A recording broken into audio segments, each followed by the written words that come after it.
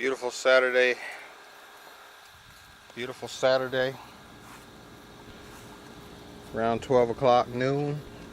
About to do a video about horns, like car horns, and how to make your car horn. If you don't have a car horn that's working, I was going to show you how to get yours to work by installing a button and running it to your battery. And speaking of the topic, if you don't install a horn on your vehicle, or if your horn isn't done correctly, a lot of things can go wrong. Alright, it's Grind Time Media here once again. So as I shoot this video, we're going to talk about horns and how not having a horn can be dangerous. My vehicle, the horn does not work. I never knew why it didn't work, but I did have a hunch of why it didn't work.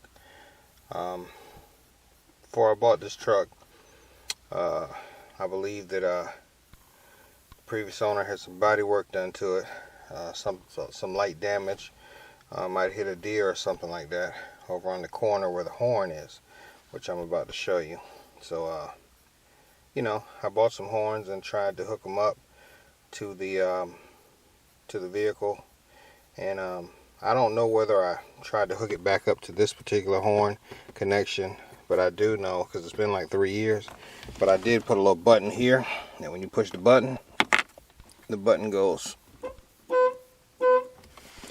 and that's just one horn that's going, it just goes beep beep. You hit the horn, small little horn that I picked up from Radio Shack before they went out of business. I'll zoom in on it a little bit, and that's the horn. I got it connected. It's been working just fine. It's been working great. You see a wire that I got going back through here, and I'm going to show you where that wire is going in a minute, and how I got this thing hooked up. Alright, so here's my horn set up. So basically, I ran a piece of wire from my battery to this fuse, and then from the other end of the horn, it went up along here, and then I cut in somewhere underneath the over here where the vent was for the windshield wiper, and went to the horn. And then when I came back through the same location, and I ran it to the horn. So it just made a continuous loop. What causes the break in that loop is when you hit the horn and you go beep beep. That makes the connection. So that makes the horn beep when you make that connection. It doesn't blow anything. If it does get hotter than that, it's supposed to blow this fuse. So that's basically how a horn works. People put switches in them and all this stuff. I got one that I'm going to show you with a switch that I'm going to put on my other vehicle. Or I might not. I might do it exactly the way I did this one. As long as it has a fuse in it, you'll be good. So remember what I told you. My vehicle had a little bit of some kind of damage at one time right there. I got to fix that. I don't want to ticket or nobody to mess with me, but anyway, no one's messed with me yet, so, but do as I say, not as I do. But anyway, here's where the horn was, right here. The horn was coming out of there, and that's the original horn. And I never hooked that horn up to see if this worked. It only had one wire coming to it, and I might have plugged in the horn to see if it worked, but I don't know. I don't remember. But I'm telling you, I ran another horn. So there's the original horn right there that it's plugged into. See that? And down here, I had a horn that I bought for it and put on this end. So I took that off yesterday because that horn didn't work.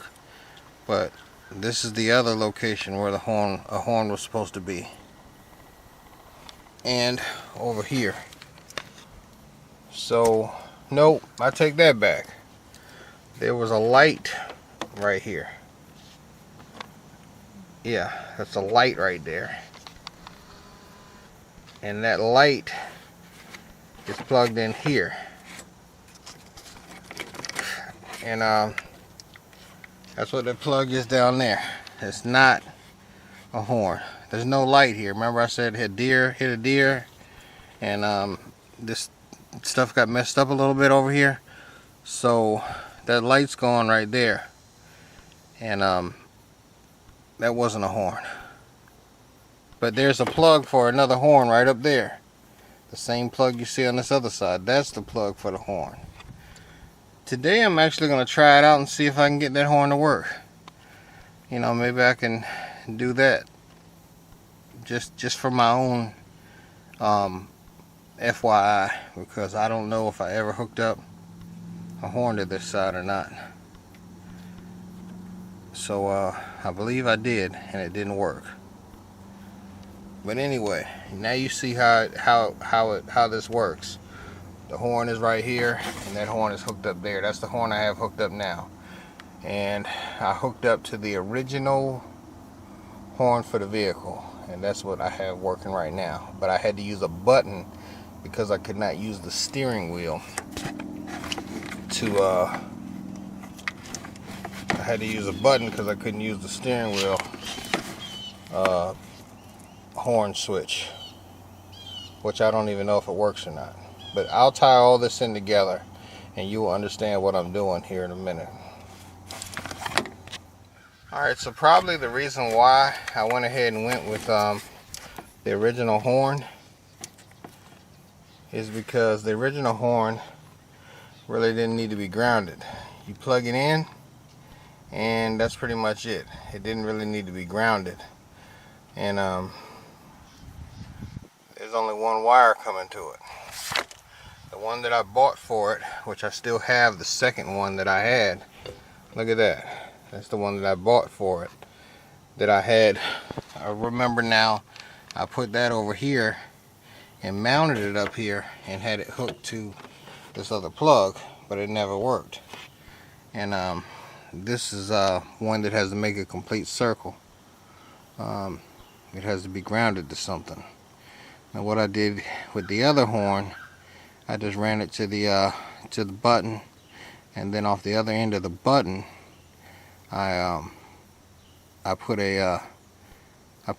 it up to the battery and to the horn. You know, I made a complete loop, kind of like you would here. You go from here to the battery, and then from here to the button.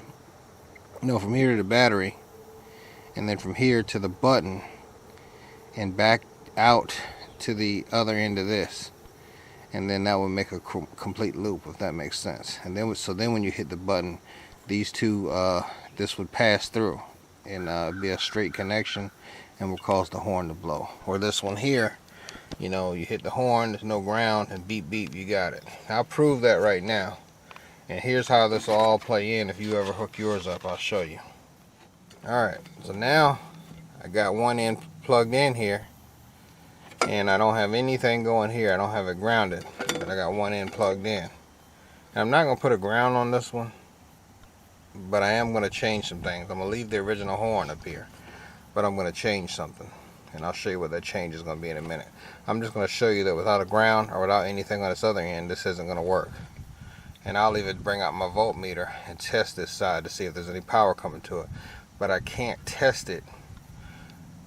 Someone would have to push the horn in while I test this this connection to see if I'm getting any power to it.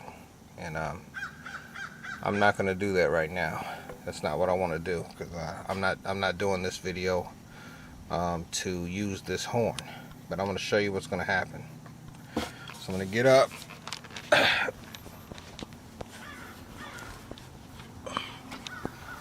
I'm going to go in here. I'll tap the horn. It's not working. And you already know why it's not working. It's not working because the other end of that horn is not grounded.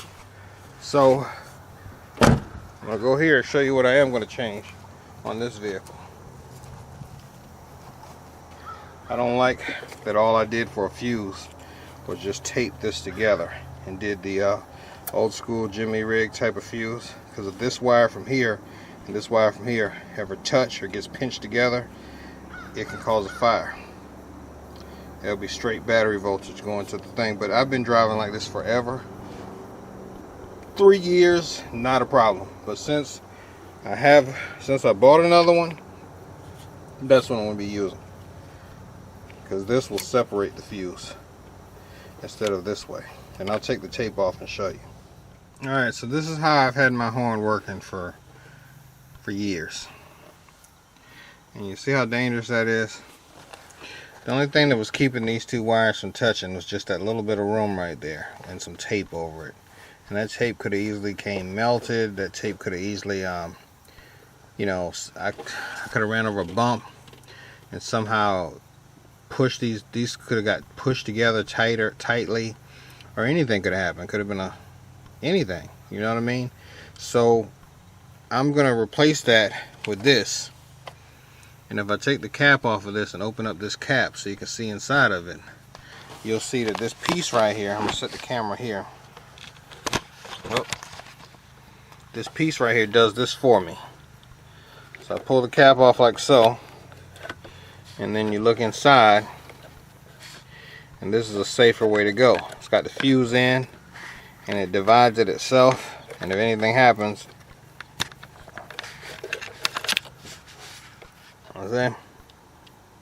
that's a gap like the other one, but that's a gap that's insulated instead of it just being, you know, thin air.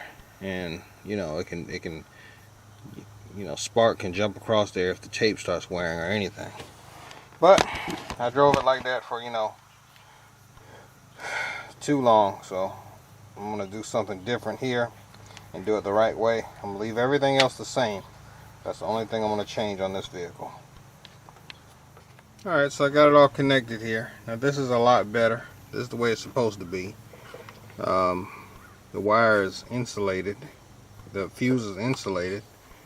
It can't get no corrosion on it or get anything go wrong on it. Its only function now is just to, if there's more voltage coming in there than it should, it'll just pop that circuit, and that's it. No power. The battery will no longer be connected to the horn switch. And it also makes it easier to change the fuse. So I don't have to take all that tape off. You just do like this, and that's it. It's in there. Anybody that ever works on this vehicle can see that that's what's done, and they don't have to guess what's in the tape and all that stuff, and then accidentally mess with it and then cause a fire. Okay? I haven't done too well with electrical as of late, so I'm making sure that this is done the way that I want it to be done. And I've always been aware that it was done like this, because I did it. But now that now I decided to change it. So I'll put a wire tie up here, and then you'll be good to go. I'll be good to go. Why do we care? Well, I'll tell you why we care.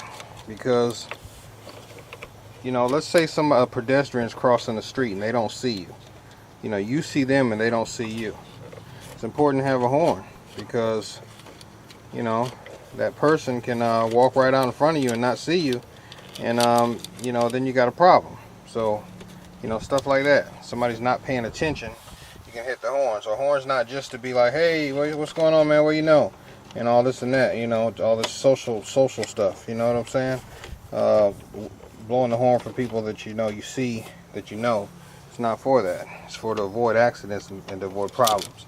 Now, moving on to the next part of my video, I'm gonna do. I'm gonna show you guys something else with everything being done on a vehicle where the horn doesn't work. So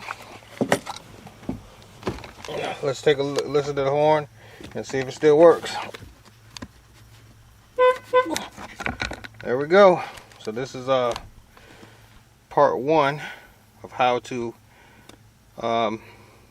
analyze and maintain a horn that you already have, that you've already put into your vehicle. How to do a horn. I don't know what the name of this video is going to be, but that's that part.